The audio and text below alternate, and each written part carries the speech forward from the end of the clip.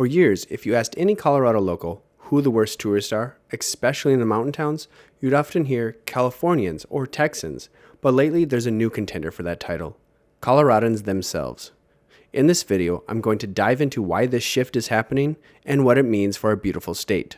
Increasingly in the mountain town that I live in, and mountain towns around the area, I've heard more and more people complain about Coloradans as the new horrible tourist. And the simplified version why that is because they're so vain. They think that because there's a Colorado license plate on their car, that they just own the whole state, and that they are a local even though they only visited your town twice. A great example to show you where it is completely obvious that people from the Front Range don't think of themselves as tourists is Gaper Day. For those of you who don't know what Gaper Day is, it is a day where people go to the ski resorts on April 1st to dress up like and make fun of tourists.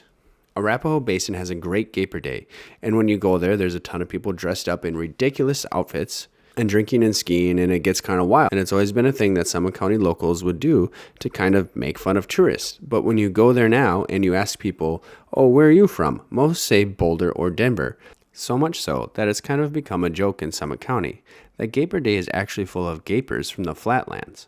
Not saying that they can't enjoy it, but it shows you that people who visit this town from over an hour away just assume that they are not tourists.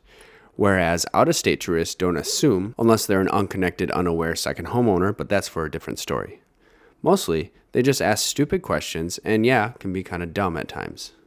You may say, big deal, they don't think they are tourists. What does that have to do with any of it? Well, these people have been so busy making fun of other tourists that they then failed to realize that they are the problem, making for some of the worst behavior I've seen from tourists ever. And because there's so many of them running rampant through the mountain towns, it has caused a lot of problems. This is most evident in parking, trail, road, and camping etiquette. And these etiquette problems have caused closures, permitting, or just bad experiences for everyone. Here are a few examples. Parking in mountain towns has always been a challenge, but in the past few years it has gotten insane. And the Colorado license plates make it worse by how they blatantly ignore the rules. The town I live in has concerts every year, and the town fills up, so the locals just post signs throughout the town on where not to park, and you watch as all the out-of-state license plates drive by. Then someone with a Colorado license plate comes by and moves a sign or cone and parks where they want. On multiple occasions, I have had to yell at people not to move the cones because someone lives there. I have even had someone steal my spot and then urinate on the front step of my building. After a short confrontation, I found out they were from the Front Range. The blatant disregard for people that live in these towns by the Flatlanders in the Denver area is horrible. They act the same way when they park at the trailhead, and even worse, some of the popular dispersed camping sites are overrun with Colorado plates, where they leave litter and so much feces everywhere. Why do you have to ruin these beautiful meadows and rivers? The popular Blue Lakes near Ridgway is so overrun with these uneducated Colorado tourists that the water has become polluted with E. coli from the feces.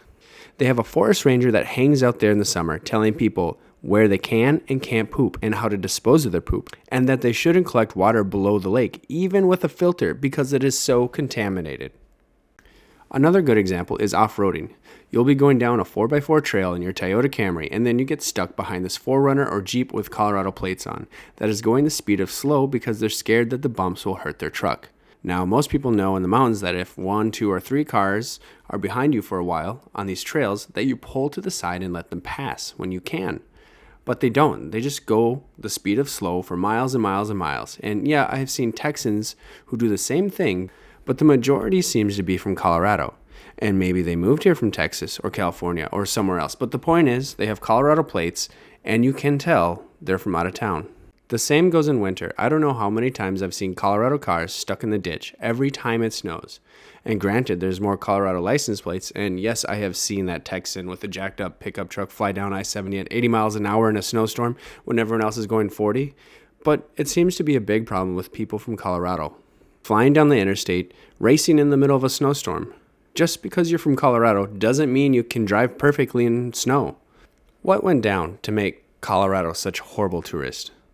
I mean, I've even seen them act horrible in South America. I think some could be attributed to people moving here in droves, starting in 2012. But I think a bigger part is the inception of Instagram. Instagram started showcasing the great Colorado outdoors to people who were never really interested in it. And as people in the city started seeing these beautiful locations, they started to come up and explore a bit more. A good example of this is Hanging Lake. I went to go visit Hanging Lake in 2011. There's like 4 cars in the parking lot, and it was a fun hike. Then a few years later, I went back, the parking lot was full, and people were literally fighting over parking spots, yelling at each other, stealing spots. It was crazy. And then a year later, they put a permit system where you need to pay and take a bus. I don't really know how to fix this, but I guess awareness helps. And if you find yourself in a bad category of tourists, then maybe try changing it. Just because you're from Colorado doesn't mean you have to know every single thing in Colorado. You might not get the culture. Someone in Denver doesn't always understand the culture on the Western Slope or in the Central Mountains, and even between mountain towns. The culture is way different in Breckenridge than it is in Silverthorne, and they're like 20 miles apart. But honestly, people in the mountains are tired of being treated like crap on a daily basis by tourists, and more of these tourists are Coloradans. So change that, Colorado.